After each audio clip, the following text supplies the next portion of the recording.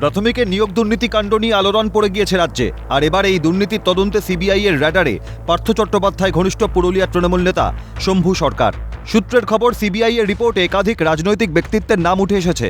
আর এবার সামনে এলো পুরুলিয়া তৃণমূল কংগ্রেসের জেলা কমিটির সদস্য শম্ভু সরকারের নাম।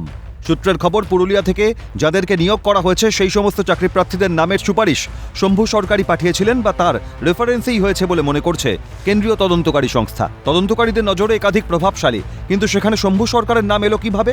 কেই শম্ভু সরকার? প্রসঙ্গত, বাম আমলে পুরুলিয়া স্টেশনে খবরের কাগজ বিক্রি করতেন এই শম্ভু সরকার।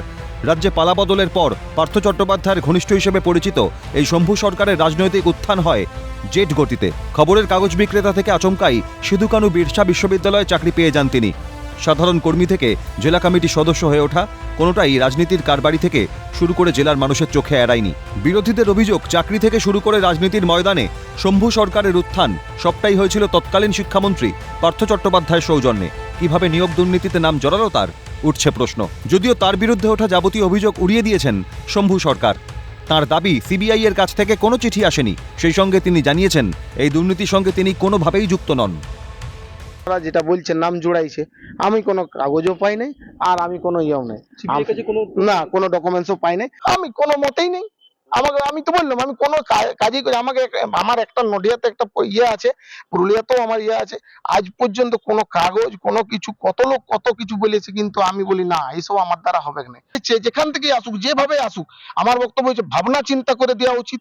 কারণ হচ্ছে একটা ফ্যামিলির কিন্তু বিষয় আছে। আজ আমি আমার যে সার্কেল আছে চারদিকে, সেখানে প্রত্যেকটা জায়গাতে কিন্তু আমার ইউনিভার্সিটি বলুন, আমার অফিস বলুন, আমার পাড়া বলুন, প্রত্যেক জায়গায় মান সম্মান নিয়ে আজকে আমি যদি কোনোভাবে যদি এনারা বলে যে না এটা ভুল আছে, তাহলে আমার এই যে এত বড় জায়গাটা এর ওনারা কোথা থেকে কি করবে?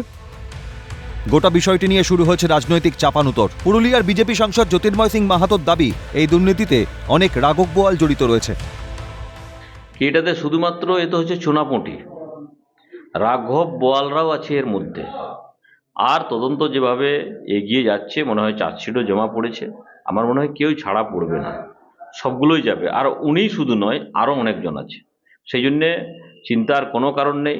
পশ্চিমবাংলার যারা যুব সমাজ তারা ন্যায় বিচার পাবে, এটা আমার আশাবাদী।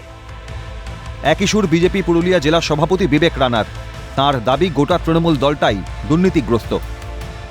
তখন ইনি দুর্নীতির আশ্রয় নিয়ে যেভাবে রাজার পেদা হয়ে কাজ করে, এই নিজের চাকরিটাও আমার তো মনে হয় সন্দেহ আছে কি নিজের সঠিক আছে কি না আছে। এখন খতিয়ে দেখলে তদন্ত চলছে, সমস্ত জানাবো। তো আমরা বিভিন্ন যে সূত্র থেকে যে জানা যাচ্ছে, মনে হয় না চাকরিটাও যাচ্ছে সঠিকভাবে নেওয়া হয় না, ওটাও দুর্নীতির একটা অংশ আছে।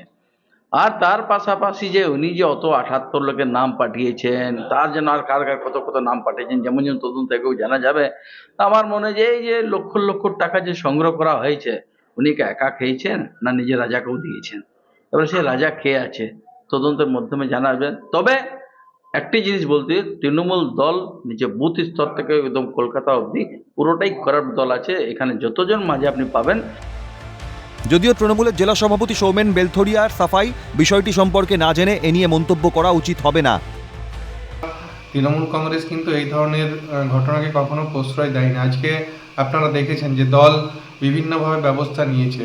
আজকে অনেকে সাসপেন্ড করা হয়েছে, অনেকের যাদের এই ধরনের নাম এসেছিল বিভিন্ন দুর্নীতি, তাদেরকে দল বহিষ্কার করেছে। তাই এক্ষেত্রে পুরো বিষয়টা কি ঘটেছে তারপরেই কিন্তু বলা যাবে। তাই বিষয়ে মন্তব্য এই মুহূর্তে করাটা উচিত না। সব মিলিয়ে প্রাথমিকের নিয়োগ দুর্নীতির তদন্তে পুরুলিয়া যোগ সামনে আসার পর থেকেই সরগরম জেলার রাজনীতি।